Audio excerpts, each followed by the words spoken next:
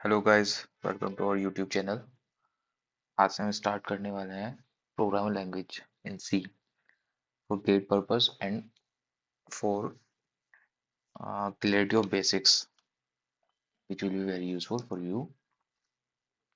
तो हम बात करते हैं इसके वेटेज की कि गेट में कितना वेटेज होता है इसका। ये आता है आपका around 5 marks.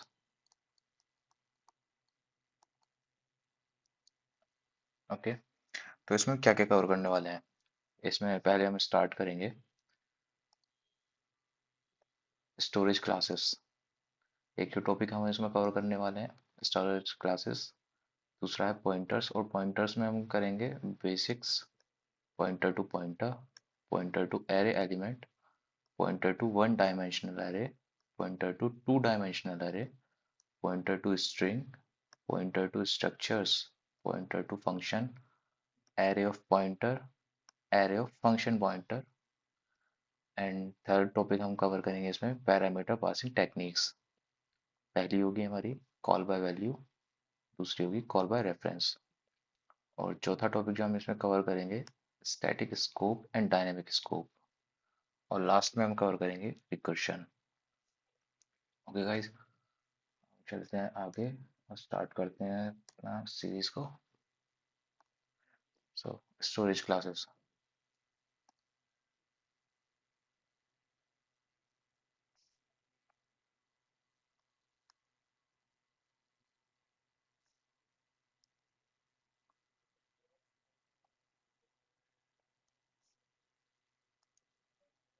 Storage classes, memory organization for C programming. C programming में जो मेमोरी का मेमोरी जो इस तरह से ऑर्गेनाइज की जाती है, उसमें होता है stack memory, stack memory, static memory और हीप मेमोरी। अभी मैं इसकी डेफिनेशन एक्सप्लेन कर रहा हूँ, साथ ही साथ हम इसका एग्जांपल लेके प्रॉपर तरीके से एक एक एलिमेंट को हम इसमें एक्सप्लोर करेंगे, कैसे कैसे वो काम करता है, क्या क्या चीज़ें होंगी। तो डोंट वरी गाइस, अभी हम स्टार्ट करते हैं धीरे धीरे। तो स्टैक मेमोरी के बारे में पढ़ते हैं पहले। ये क्या स्टोर करता है, लोकल वेरिएबल्स या auto variables, formal parameters, recursive call, function call, return address, temporaries are stored into stack memory during the during runtime of the program. Okay, तो ये जो है हमारे local variables, auto variables, formal parameter, recursive call, function call, return address, temporaries, ये सब हमारे stack memory में store होते हैं। कब होते हैं, during run time of the program. इसको हम और अच्छे से समझेंगे एग्जाम्पल के साथ, कंपाइल टाइम और रन टाइम। ठीक है, तो दूसरे उस पर हम आ जाते हैं स्टैटिक मेमोरी।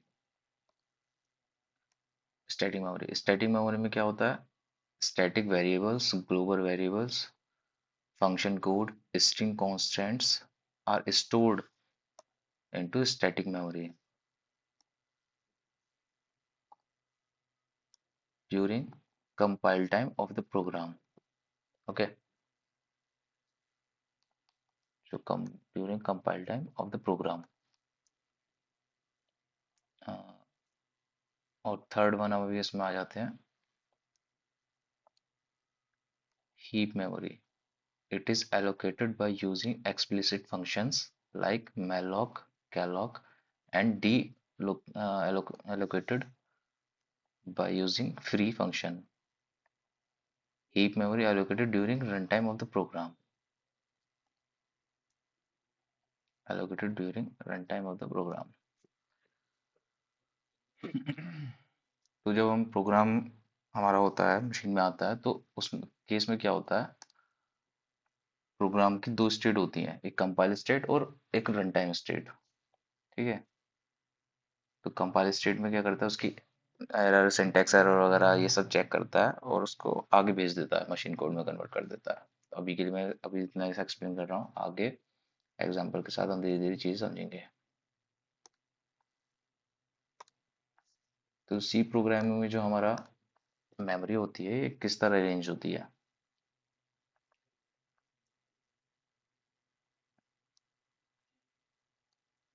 ये आपका हो गया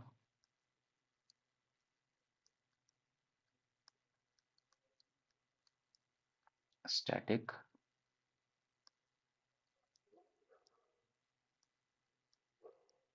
मेमोरी। इसके दो पार्ट होते हैं हमारे, डेटा सेगमेंट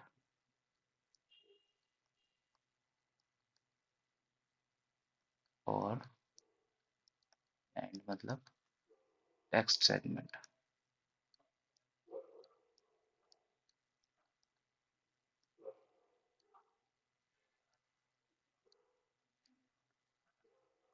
ठीक है। और ये जो हमारी स्टैटिक मेमोरी होती है, ये होती है फिक्स टाइप।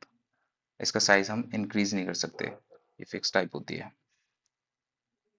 अब हम आते हैं, ये हो गया हमारा स्टैटिक, ये हो गई हमारी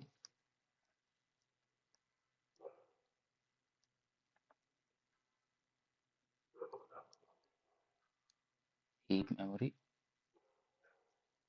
ये होगा हमारा स्टैक।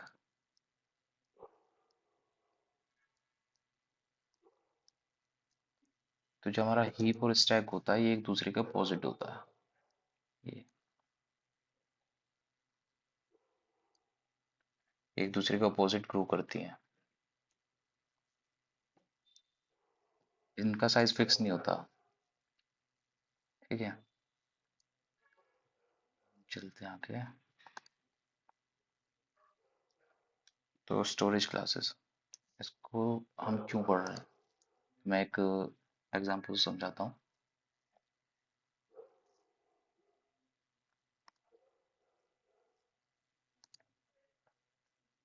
ये हम कोई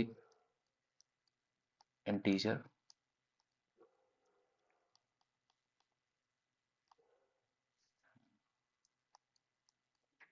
जैसे हम कोई इंटीजर डिक्लेयर करते हैं। ठीक है, चलो इसको इनिशियलाइज भी कर देते हैं। तो कंपाइलर जब इसे रीड करता है, हम कंपाइलर को रिक्वेस्ट करते हैं कि हमें मेमोरी एलोकेट कर दो इंटीजर साइज की। ठीक है, इंटीजर साइज की मेमोरी एलोकेट कर दो हमें, और उसका नेम आई रख देना, और उसमें वैल्यू डाल देना 10। ठीक है, हम कंपाइलर से रिक्वेस्ट करते हैं इस तरह। अब क्वेश्चन आता है कि ये जो है मेमोरी एलोकेट करेगा, ये कहाँ पे करेगा, स्टैक में करेगा, स्टैटिक में करेगा, हीप में करेगा। तो इस तरह क्वेश्चन बनता है, इसलिए हमें स्टोरेज क्लासेस को पढ़ रहे हैं ताकि हमें ये सब चीज़ें क्लियर हो सके। तो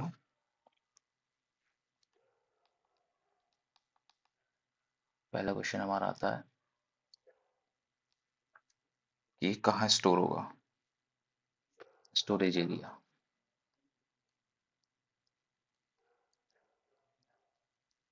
स्टोरेज एरिया, ठीक है, ये स्टैक में होगा या स्टैटिक में होगा या हीप में होगा।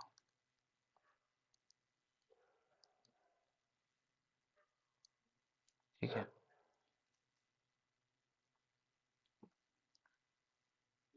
दूसरा होता है अगर हम इसको इनिशियलाइज ना करके सिर्फ डिक्लेयर करें, मीन्स हमने सिर्फ इसको डिक्लेयर करा है।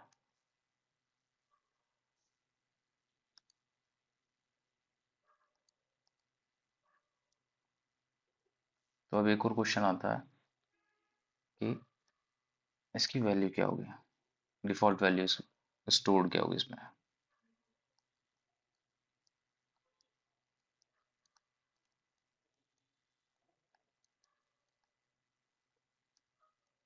डिफॉल्ट वैल्यू ऑफ आई। ठीक है, ये जीरो होगी या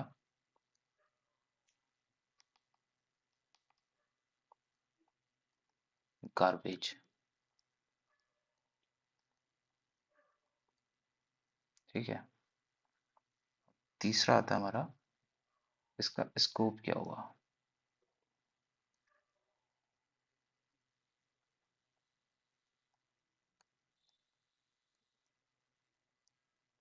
स्कोप,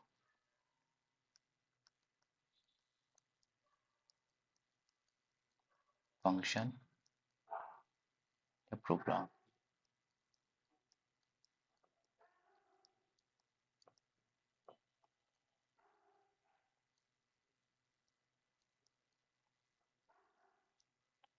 तो चौथा कैरेक्टरिस्टिक्स हो गया हमारा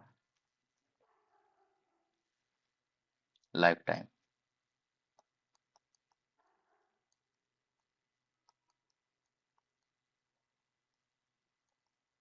अभी हम इनको बहुत अच्छे से डेप्थ में पढ़ेंगे एग्जांपल के साथ, अभी मैं सिर्फ थ्योरी आपको बता रहा हूँ, सो परेशान मत होना। फंक्शन या प्रोग्राम।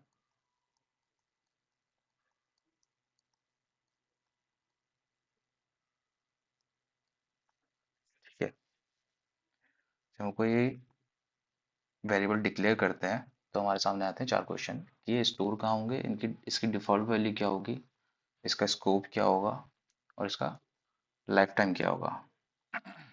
हम एग्जांपल लेते हैं एक,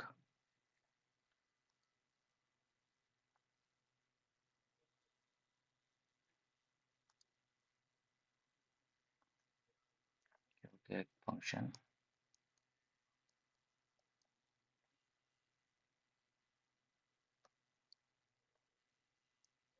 यहाँ पे हम एक वेरिएबल डिक्लेयर कर रहे हैं, डिक्लेयर और इनिशियलाइज।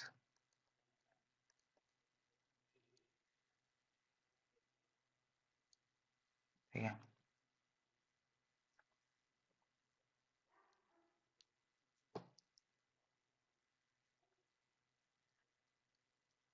कुछ कोड हो गया, ये हमारा मेन फंक्शन आ गया।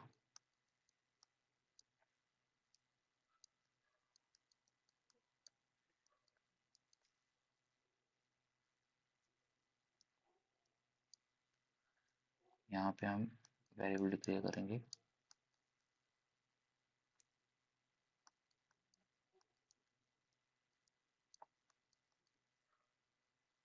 अब हम यहाँ पे फंक्शन कॉल कर रहे हैं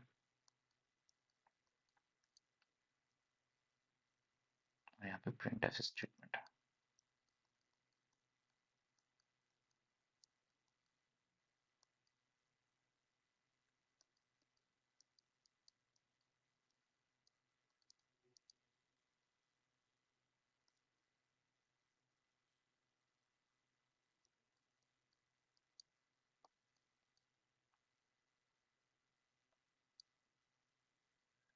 ठीक है, हम्म, तो यहाँ क्या होगा, ये जो हमारा वेरिएबल है, हम्म, ये जब हम इसको क्रिएट कर रहे हैं, ये हमारा स्टार्ट पहले कंपाइलर में जाएगा और फर्स्ट लाइन से, यहाँ से ये हमारा फर्स्ट लाइन हो गया कोड का, फंक्शन वन जहाँ पे हमने डिक्लेयर करा है, तो यहाँ से कंपाइलर स्टार्ट करेगा रीड करना। और प्रोग्राम के मैंने आपको दो फेज बताए थे, एक कंपाइलर फेज और एक execution phase. Compiler phase start होता है कोड की पहली लाइन से, यहाँ से, ठीक है, और एग्जीक्यूशन फेज स्टार्ट होगा जो हमारा मेन फंक्शन डिक्लेयर होगा वहां से, चाहे कहीं भी हो, लास्ट में क्यों ना हो हमारा मेन फंक्शन डिक्लेयर किया हुआ हो, तो स्टार्ट एग्जीक्यूशन वहां से होता है। और कंपाइलर फेज स्टार्ट होता है कोड की पहली लाइन से, जो कुछ भी कोड की पहली लाइन होगी वहां से। ठीक है, सो गाइस पहले हम बात करते हैं लाइफ टाइम। वेरिएबल का लाइफ टाइम कैसे पता करते हैं। अब जैसे हम इस फंक्शन f1 में एंटर करते हैं तो ये वेरिएबल क्रिएट होगा इंटीजर आई, वैल्यू 10। ठीक है, अगर ये वेरिएबल फंक्शन के एग्जीक्यूशन कंप्लीट होने के बाद डिलीट हो जाता है, तब इसका इसको लाइफ टाइम होगा function life time, function life time. ठीक है, अगर ये वेरिएबल फंक्शन के एग्जीक्यूशन कंप्लीट होने के बाद भी मेमोरी में रहता है, तब इसका लाइफ टाइम होगा प्रोग्राम लाइफ टाइम। ठीक है, अब हम बात करते हैं स्कोप की। अब जैसे यहाँ पे इंटीजर आई 20, F1 कॉल हुआ, ठीक है, F1 कॉल होने के बाद प्रिंट ऑफ आई 20, F1 में आई कोस टू 10 है, ठीक है, यहाँ पे आई कोस टू 20 है, लेकिन क्योंकि इसका स्कोप है फंक्शन, इसका ये वाला आई और ये वाला आई अलग अलग है, इनका कोई आपस में भी इस तरह कोई कनेक्शन नहीं है। ठीक है, तो जब हम यहाँ प्रिंट एफ करेंगे तो आई कोस टू ये प्रिंट करेगा 10, सॉरी 20, आई कोस टू ये प्रिंट करेगा 20। तो इस स्कोप को हम कहेंगे फंक्शन स्कोप। ये हो गया हमारा function scope.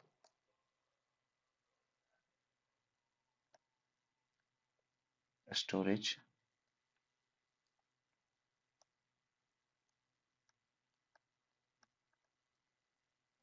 Classes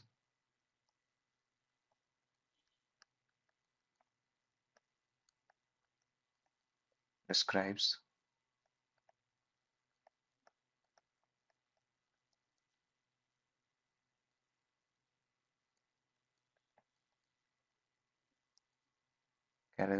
characteristics of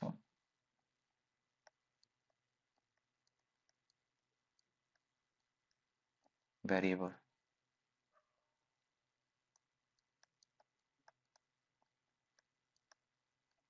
like as storage area,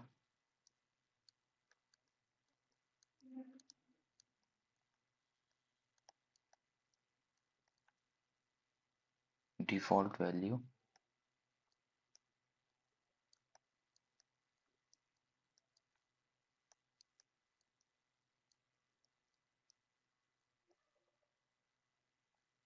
lifetime,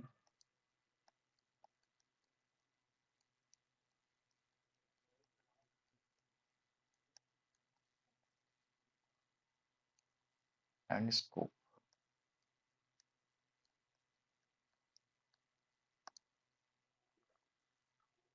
storage area क्या क्या हो जाएंगे हमारे, ये हैं हमारे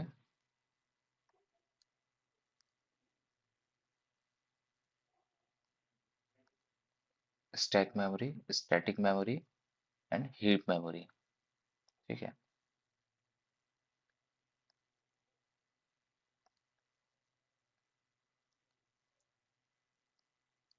दूसरा हमें इससे और क्या पता चलता है, सी लैंग्वेज सपोर्ट्स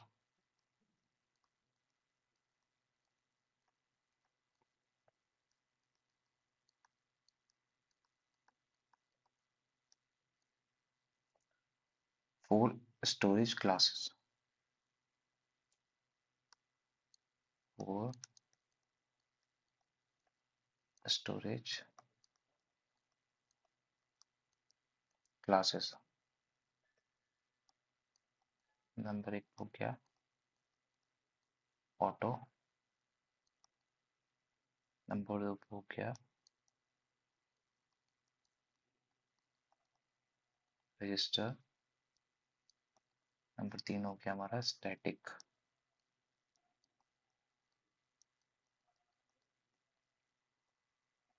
और नंबर चार पे हो गया हमारा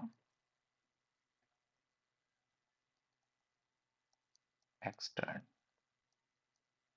ठीक है, हम इन सबको आगे एग्जाम्पल के साथ धीरे धीरे समझेंगे अच्छे से। तो अभी हम आ जाते हैं ऑटो पे।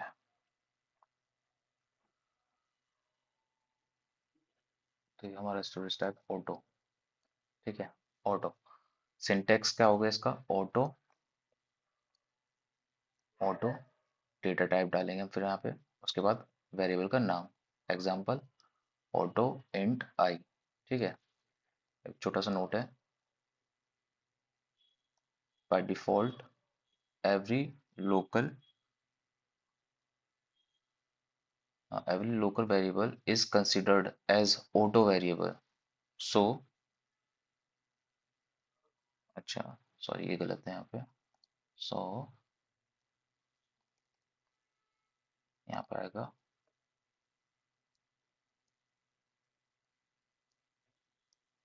so the usage of keyword auto is optional। ठीक है, यानी कि अगर हम इसको ऑटो यूज ना करके इंट आई ऐसे करके डिक्लेयर करें तो भी ये ऑटो ही वेरिएबल होगा। ठीक है, ऑटो में ही होगा। दूसरा हमारा हो गया डिफॉल्ट वैल्यू इसकी होती है गार्बेज वैल्यू। गार्बेज वैल्यू मतलब कंप्यूटर अपनी तरफ से कुछ भी असाइन कर देता है ऐसे वैल्यू।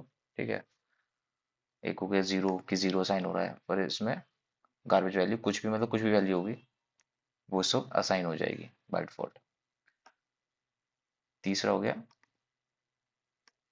Storage area. ये स्टोर कहाँ होता है? ये होता है स्टैक मेमोरी में स्टोर होता है, ऑटो वेरिएबल। लाइफ टाइम हो गया इसका। इसका लाइफ टाइम होता है फंक्शन लाइफ टाइम। ठीक है, और स्कोप फंक्शन स्कोप। अब ये चीजें हम सारी एक एग्जांपल के थ्रू अच्छे से समझेंगे। यहाँ था हमारा अगला एग्जांपल।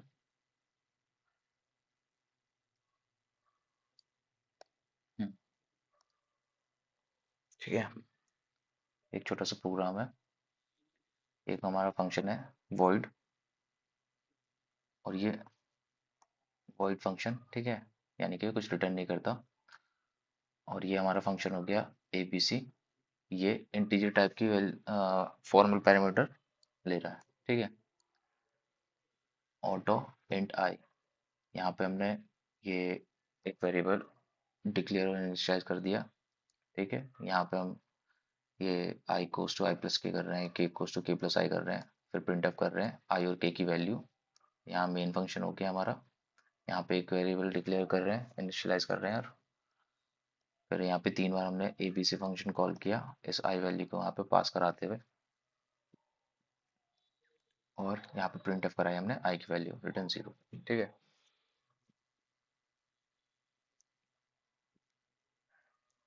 अब इस एग्जाम्पल को हम अच्छे से समझेंगे।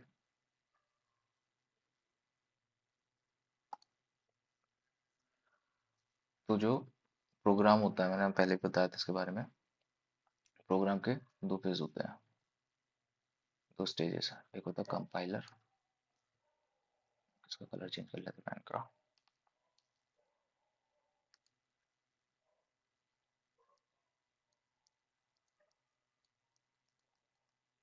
कंपाइलर। दूसरा हो गया आपका एग्जीक्यूशन। ठीक है, तो कंपाइलर फेज जो स्टार्ट होता है वो होता है स्टार्टिंग लाइन से, यानी कि यहाँ से लाइन वन से स्टार्ट होगा कंपाइलर फेज। ठीक है, कंपाइलर स्टेज में सारा कोड रीड करेगा। ठीक है, और उसके अकॉर्डिंग उसको, अगर स्टैटिक मेमोरी जाने का होगा तो उसे स्टैटिक मेमोरी में डाल देगा। फिर उसके बाद आता है एग्जीक्यूशन फेज। तो हम पहले स्टार्ट करते हैं यहाँ पे, और एग्जीक्यूशन फेज जो स्टार्ट होता है वो होता है मेन फंक्शन से। जहाँ कहीं भी मेन फंक्शन होगा वो वहां से स्टार्ट होगा। ठीक है, तो हम यहाँ पे आए। ठीक है, void abc int के, यहाँ पे फंक्शन हमारा ये स्टैटिक मेमोरी हो गई। ठीक है, स्टैटिक मेमोरी में हमारा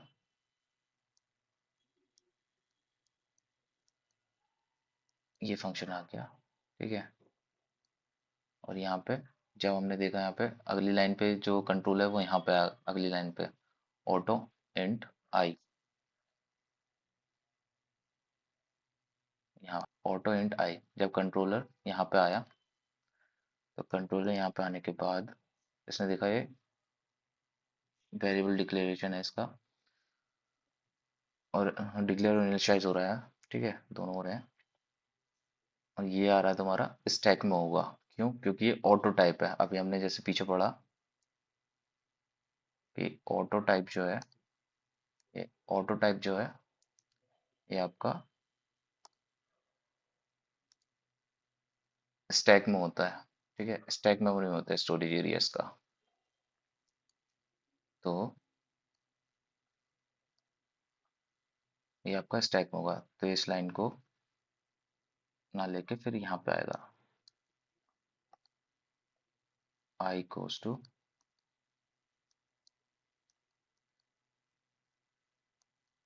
आई प्लस के। ठीक है, दूसरी लाइन आएगी आपकी के इक्वल्स टू के प्लस आई, और ये यहाँ पे जाए क्लोज। क्योंकि फंक्शन कॉल और वेरिएबल डिपेंड करता है किस तरह का वेरिएबल किस स्टोरेज एरिया में डिक्लेयर करा उसे, ठीक है, वो कहाँ स्टोर होता है, उसके अकॉर्डिंग वो यहाँ पे होता है। अब ये यहाँ पे आने के बाद स्टैटिक मेमोरी कोड आने के बाद आपका मशीन कोड में कन्वर्ट हो जाता है। तो कोड यहाँ स्टैटिक मेमोरी में क्यों आया, अब इससे ये भी क्वेश्चन आता है, ठीक है। तो हम पीछे जब इसके बारे में पढ़ेंगे मेमोरी में, तो यहाँ पे ये क्लियर इसमें लिखा हुआ है स्टैटिक मेमोरी में कि स्टैटिक मेमोरी में क्या क्या स्टोर होता है, static variable, global variable, function code, ये आपको दिख रहा है फंक्शन कोड। तो जो फंक्शन कोड होता है वो स्टैटिक मेमोरी में स्टोर होता है during compile time of the program, यानी कभी एग्जीक्यूट नहीं हुआ, सिर्फ कंपाइल हो रहा है, कंपाइल टाइम में फंक्शन कोड यहाँ पे आ जाता है।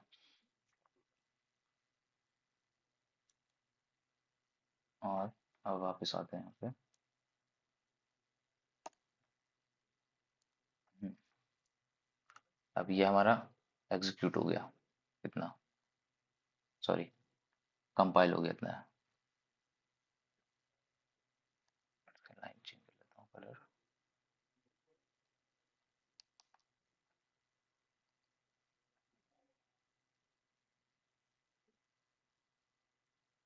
ठीक है,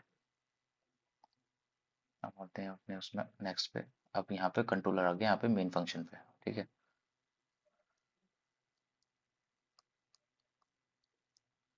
मेन, मेन स्टार्ट हुआ यहाँ से। अब मेन में क्या है, यहाँ पे इंटीजर डिक्लेयर एंड इनिशियलाइज हो रहा है, तो ये हमारा स्टैक में से होगा, तो ये भी रह जाए, हट जाएगा यहाँ से। फिर आपका 3 बार फंक्शन कॉल हो रहा है, 4 बार प्रिंटफ स्टेटमेंट आ रहा है, तो ये सब चीज़ें यहाँ पे नहीं आएगी। तो ये करके ऐसा हो गया, ठीक है। अब आते हैं इसके एग्जीक्यूशन पार्ट पे। एग्जीक्यूशन स्टेज आ गया, कंपाइलर हमारा हो गया, ठीक है, ये कंपाइलर ने मशीन कोड में कन्वर्ट कर दिया सारा हमारा। अब जब हम कम एग्जीक्यूशन फेज स्टार्ट होगा तो वो कहाँ से होता है, मेन फंक्शन से स्टार्ट होता है। तो मेन फंक्शन में आए हम, ये आ गई हमारी स्टैक मेमोरी, ठीक है। स्टैक में आते ही यहाँ पे पहली लाइन में क्या हुआ, इंट आई इक्वल्स टू 5। तो यहाँ पे हम ऊपर देख रहे हैं एबीसी फंक्शन में यहाँ पे हमने ऑटो लगाया है, ठीक है, auto int I equals to 10। और यहाँ पे मेन में क्या कर रहे हैं हम, सीधे इंट आई इक्वल्स टू 5। तो जैसे हमने पीछे थ्योरी में पढ़ा था कि हमारा जो ये ऑटो टाइप होता है वेरिएबल, ठीक है, इसको हम ऑटो लगा भी सकते हैं या नहीं लगा सकते, ये ऑटोमेटिकली ऑटो टाइप में जाता है, ये ऑप्शनल होता है इसके आगे ऑटो लगाना, ठीक है। तो इसलिए ये दोनों तरह से मैंने इसमें लिख दिया है एग्जाम्पल में। तो ये यहाँ पे आएगा आपका स्टैक मेमोरी में एक स्पेस क्रिएट हो जाएगा इसके लिए, ठीक है। और इसकी वैल्यू क्या इनिशियलाइज हुई है, 5, ठीक है, ये क्रिएट हो गया। अब नेक्स्ट लाइन में क्या हो रहा है, कंट्रोलर पर आया है यहाँ पे, ठीक है, कंट्रोलर पर आया है यहाँ पे सेकेंड लाइन पे इसके। अब ये कर रहा है फंक्शन कॉल। तो जो यहाँ पे फंक्शन कॉल हो रहा है,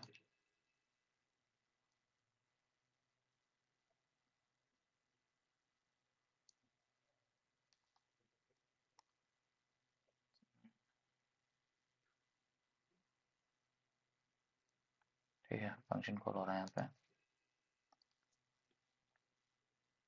पर आ जाएगा आपका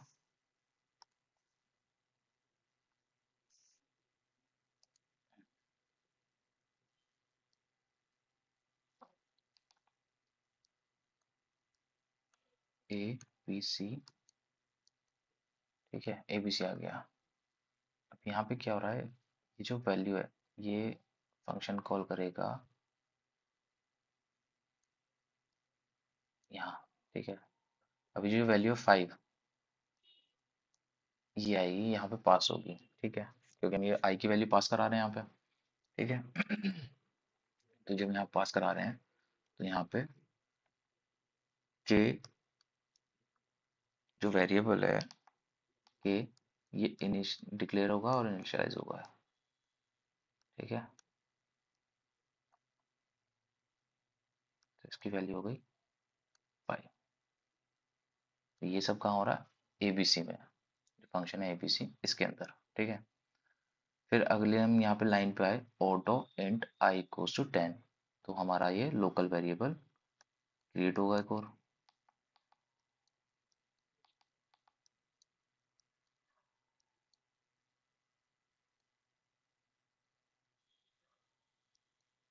ठीक है, इसकी वैल्यू क्या है यहाँ पे 10, ये हमने 10 वैल्यू से इनिशियलाइज कर दिया। अब आए हम यहाँ पे तीसरी लाइन पे, कंट्रोल आया तीसरी लाइन पे, यहाँ पे आई इक्वल्स टू आई प्लस के। तो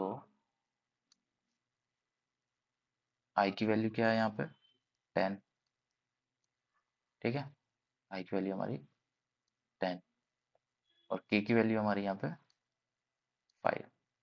तो ये हमारा आई क्या हो जाएगा 15, आई हो जाएगा हमारा 15। तो ये वैल्यू हो जाएगी अपडेट 15 में, ठीक है। अब हम सेकंड लाइन में आएंगे यहाँ पे, क्योंकि लोकल स्कोप है इसलिए आई की वैल्यू हम यहाँ पे 10 ले रहे हैं, ना कि जो मेन फंक्शन में डिक्लेयर्ड है उसका, क्योंकि वो हो गया अलग यहाँ पे, देख रहे हैं आप, ये हो गया मेन में, और ये हमारा फंक्शन स्टार्ट हुआ है यहाँ पे, एग्जीक्यूट हुआ है स्टैक मेमोरी में यहाँ पे। तो यहाँ पे अलग क्रिएट हुआ है, और लोकल स्कोप होने की वजह से इसने ये वाली वैल्यू उठाई है पहले, ठीक है। इस हमें सिर्फ इससे मतलब है, तो आई कोस टू यहाँ पे 10 लिया, ये आई कोस टू 10 लिया, के की वैल्यू 5 जो हमें फॉर्मल पैरामीटर के थ्रू पास हुआ है, और ये हो गया आई कोस टू 15। अब फॉर्मल पैरामीटर वाला भी पॉइंट हमने उसमें पीछे लिखा हुआ था, मैं आपको एक बार दिखा देता हूँ कि ये जो हमारा स्टैक मेमोरी है इसमें क्या क्या होते हैं, इसमें क्या क्या स्टोर करता है, local variables, auto variables, formal parameters, ठीक है, फॉर्मल पैरामीटर्स, और ये हो गया फंक्शन कॉल, ठीक है। फॉर्मल पैरामीटर्स हमारा, ये आपने देखा, हम्म, तो ये हमारा जो आई की वैल्यू 5 यहाँ से पास हो रही है, तो ये फॉर्मल पैरामीटर्स हो गया, ठीक है। और फंक्शन कॉल जो ए बी सी आई ये हो रहा है, ये फंक्शन कॉल ये भी स्टैक मेमोरी में जाके रन होगा, ठीक है। अब धीरे धीरे पॉइंट आपको क्लियर होंगे, आगे भी बहुत सारे एग्जांपल आएंगे तो उसके साथ धीरे धीरे आपको सब समझ आता रहेगा, ठीक है। तो ये हमारी वैल्यू हो गई आई, और अगली लाइन में जब कोड ये वाला लाइन एग्जीक्यूट होगी, के इक्वल्स टू के प्लस आई, तो हमारी यहाँ पे वैल्यू क्या है, के इक्वल्स टू हमारे पास है 5, और आई हो गया हमारा अपडेट होके 15, ठीक है।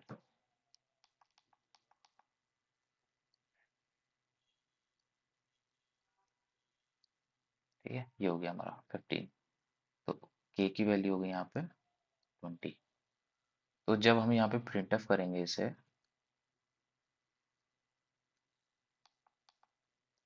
ये यहाँ पे प्रिंट एफ करेंगे, तो वही आएगा,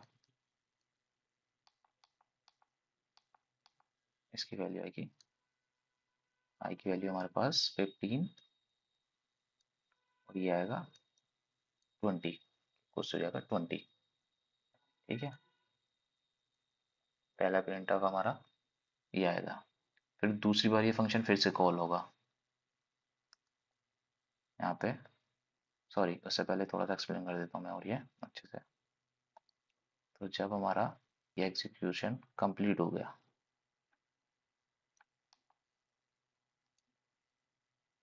फंक्शन का एग्जीक्यूशन हमारा कंप्लीट हो गया, उसके बाद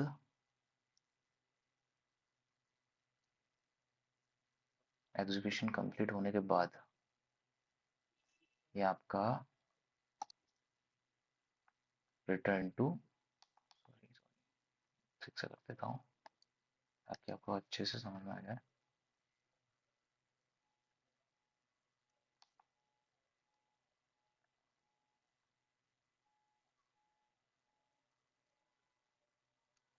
हम्म,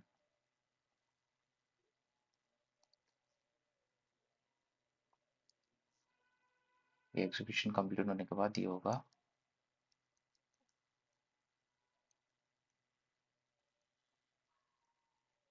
रिटर्न टू मेन। ठीक है,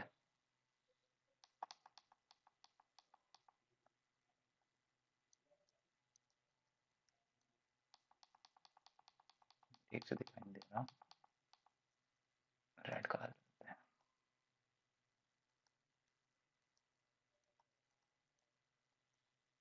रिटर्न टू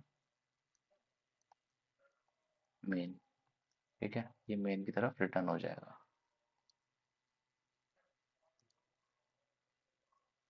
मतलब मतलब होगा इसका ये कि एग्जीक्यूशन कंप्लीट, अब ये हो जाएगा डिलीट। ठीक है, यहाँ से हो जाएगा खत्म। अब दूसरी बार जब यहाँ पे ये फंक्शन कॉल होगा यहाँ पे, तो ये फिर से यहाँ से जाएगा, इसे कॉल करेगा, और यहाँ पे जो वैल्यू फॉर्मल पैरामीटर में पास होगी i इक्वल्स टू 5, फिर से वही सेम वैल्यू पास होगी, क्योंकि ये स्कोप इसका अलग है और उसका अलग है। ठीक है, इसके साथ कोई छेड़छाड़ नहीं होगी, पूरा अलग है मेन का, जैसे आप देख रहे हो। तो एक बार फिर से यहाँ पे स्टैक में ये फंक्शन कॉल होगा, और फिर से एक बार k इक्वल्स टू 5 इनिशियलाइज होगा, क्योंकि यहाँ पे आया हम। ठीक है, उसके बाद ऑटो इंट आई, एक और एक बार फिर से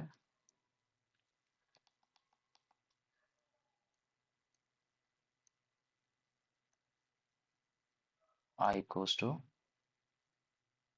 10 इनिशियलाइज हो जाएगा। ठीक है, एक बार फिर से यहाँ पे ये i equals to I plus के होगा, 10 + 5, ये स्टैटिक मेमोरी में जाके कोड में फिर से वैल्यू आएगी, 10 + 5 15। तो ये अपडेट हो जाएगा 15 में,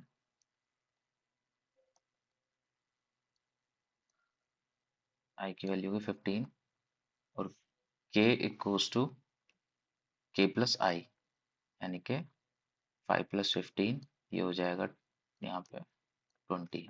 सॉरी, पिछले वाले में हमने अपडेट नहीं करा था, तो ये हो जाएगा यहाँ पे 20। ठीक है, तो जब हम यहाँ पे printf स्टेटमेंट निकालेंगे फिर से, तो फिर से इसकी वैल्यू होगी 15 20। ठीक है, फिर से सेम वैल्यू आएगी, और अब एक बार फिर से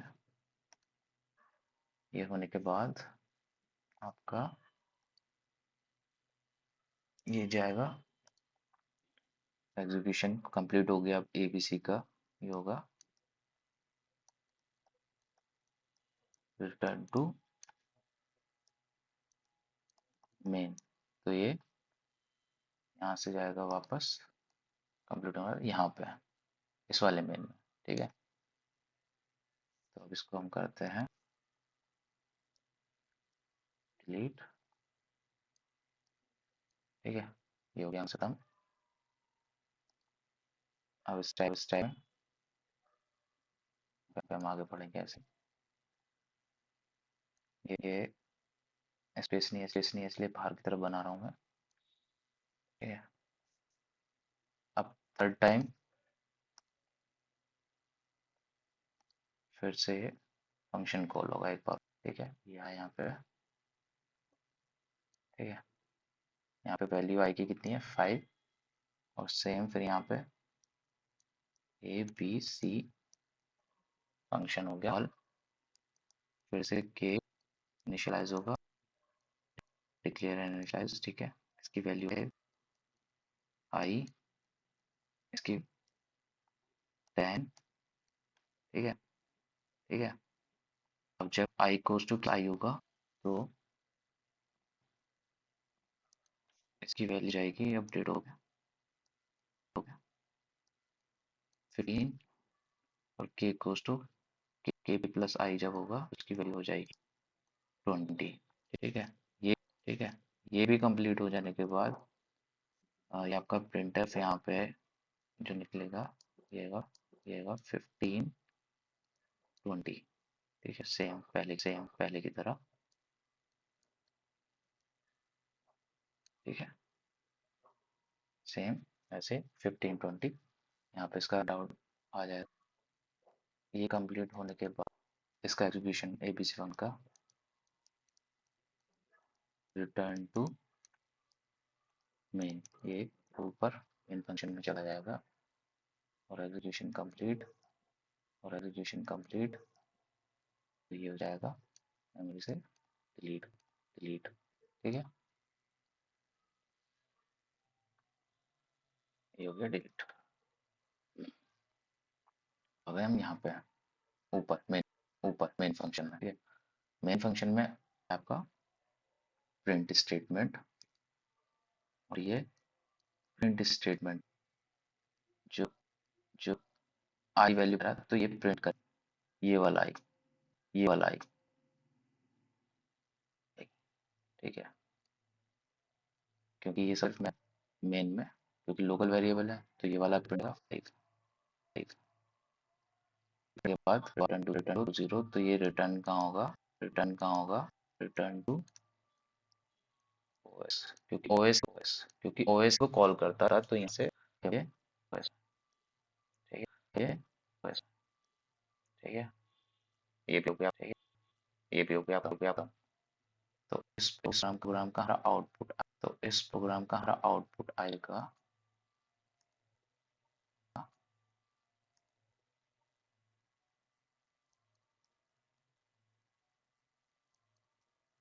50 15 20 20 15 एंड 5।